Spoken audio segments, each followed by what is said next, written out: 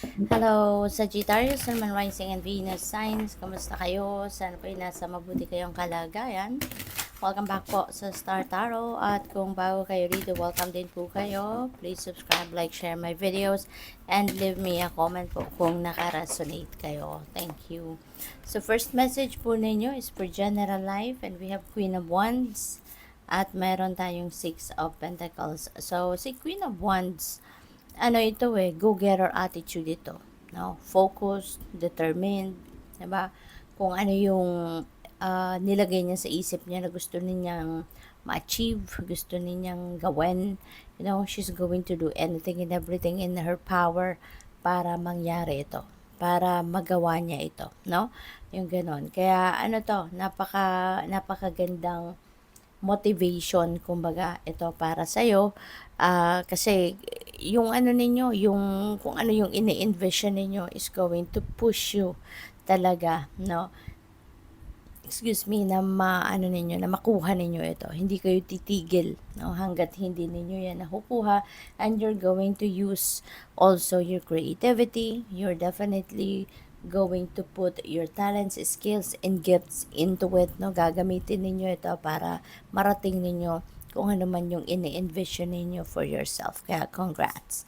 And maganda rito kasi kung ano tong goal ninyo na sinet ninyo sa isip ninyo, maa-achieve ninyo yan, no? Walang duda, you will be able to achieve that kasi meron din mga taong tutulong sa'yo. Kung anong kailangan mo, resources, physical help, no? Tutulungan ka ng mga tao sa paligid ninyo. There are people that will be coming towards you to help you, to support you, no? Kaya napakaganda. So, tignan natin kung ano yung next message ninyo for money, career, and finances. We have justice. Ayan. So, you're getting what you deserve. Kung ano ang para sa'yo, mayan ay makakamit mo, Sagittarius. This is also an invitation para sa'yo na kung ano man yung mga dealings ninyo ngayon, ano man yung mga transactions ninyo sa ngayon involving money, dapat patas lang, no? Fair, at saka yung kung ano lang ang nararapat, no? Yun ang gawin. At saka ano rin dito siguro, kailangan din dito ng balanse, no? May pagbabalanse dapat ng um, personal life ninyo versus trabaho, career, no? Kasi baka meron kayong tendency na ang tawag dito, yung baka nani-neglect ninyo yung ibang area of life, no? Puro kayo trabaho, no? Sobrang focus siguro kayo sa inyong sa career, yung ganon, no? Kaya baka yung personal life ninyo naman ang ma-compromise. Kaya this is asking you to balance, no? Personal life versus yung trabaho, career, or negosyo ninyo. Okay? So, yung relationships naman ninyo, we have 8 of Swords. Ayan. So, sa relasyon, parang meron kayong restrictions, no? Baka meron kayong mga bagay na hindi ninyo nai-express, hindi ninyo nasasabi, hindi ninyo nagagawa kasi pwedeng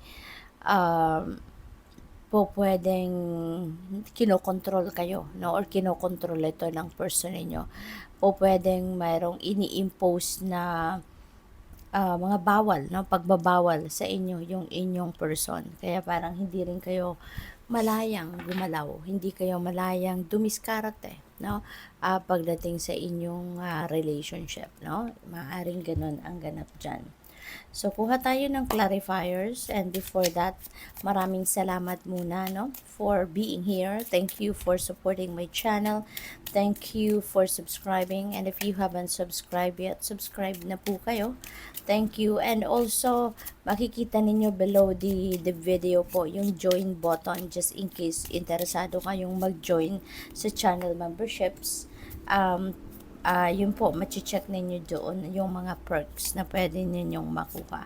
At saka maraming salamat, no, for those who are not skipping the ads, and also sa mga nagpapadala ng donasyon. Maraming salamat po. We have 3 of swords. Ayan. So, Sagittarius, siguro meron kayong mga heartache and heartbreak, no, na naranasan in the past. No, kasi tapos na to, that already happened in the past, and maaaring may mga frustration kayo, no, regarding siguro sa mga plano ninyong gawin noon, or mga ginagawa ninyo hindi natuloy or hindi natutuloy, hindi nagka-come to fruition, because there are people siguro na sobrang there are people siguro na alam mo yun, sa sobrang gahaman nila, no? Maybe kung ano ang para sa'yo sana, baka kinukuha pa nila or inaagaw nila sa'yo. 'Di ba? May mga nang-sabotage or may nang-sabotage siguro sa inyo in the past, no? Even sa trabaho, posisyon na dapat ay sa inyo na napunta, maaring merong humaharang, yung mga ganun ba, no? But that happened already in the past, no? At ngayon, moving on na kayo, no, you are embracing the energy of Queen of Wands, at siguro hindi nyo na rin ngayon hahayaan, ano, na magtagal pa ito or mangyaring muli, no, kaya kumbaga paglalaban din ninyo, no, kung ano ngayon ang para sa iyo. With the Justice, we have 2 of Wands. Ayan. So, you are making plans, no? You are thinking of what you can do. Magpaplano kayo sa ngayon, no? You are siguro meron din kayong mga desisyon na kailangan gawin rito. Maybe there are important decisions that you need to make then para kung ano yung gagawin ninyo, 'di ba? Kung ano ang ipa-prioritize niyo or ano yung kukunin ninyo mga opportunities, yung mga ganun, no? Maaari din kasi na baka meron din kayong gustong puntahang lugar, where you are going to expand your business, yung ganun, or saan kayo magtatrabaho, and merong choices na maaaring pinagpipilian kayo rito, no? Sa 8 of Swords naman, meron tayong restrictions, no? Merong restrictions dito, and it's being clarified by 10 of Pentacles. Siguro meron kayong restrictions, at yung restrictions na yun, ipinipilit sa inyo ng inyong pamilya, no? Pwedeng may mga kapamilya kayo na kumukontra, kunyari sa kung ano man ang inyong pinaplano, maaring hindi mo to magagawa or hindi mo nagagawa ang plano mo because of their pagkontra, no? Maaring meron ditong gustong kung ano ang gusto nila, yun ang sundin mo. 'Di ba? Yung mga ganon. So, maybe, kaya hindi kayo malayang gawin or sabihin yung gusto ninyo, hindi ninyo na i-express kung ano yung mga bagay na gusto ninyong ma-express, because hindi kayo pinapayagan, no, ng maaaring ibang miyembro ng inyong pamilya. Okay? So, tingnan natin kung ano yung inyong final message dito, Sagittarius. We have angel number 444. Change. May magbabago, no? There is pagbabago.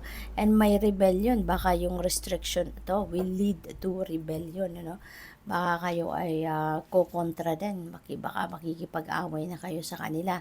Baka kukontrahin mo na din sila, or baka aalma ka na, no, sa kanila. Pwedeng ganon. So, sabi dito, get ready for the good things you've been hoping for. Ayan, maghanda ka na. Kasi kung ano man yung mga magagandang bagay na minimithim ninyo, mga magagandang bagay na gusto ninyong mangyari, yan ay maaring dumating na din, no? You were born for a higher calling. Put your energy into going toward your ambitions, and the universe will align itself to provide you with the right people, circumstances, and resources to make things happen, no? So, good luck sa'yo. Thank you for watching. Love and light. Namaste.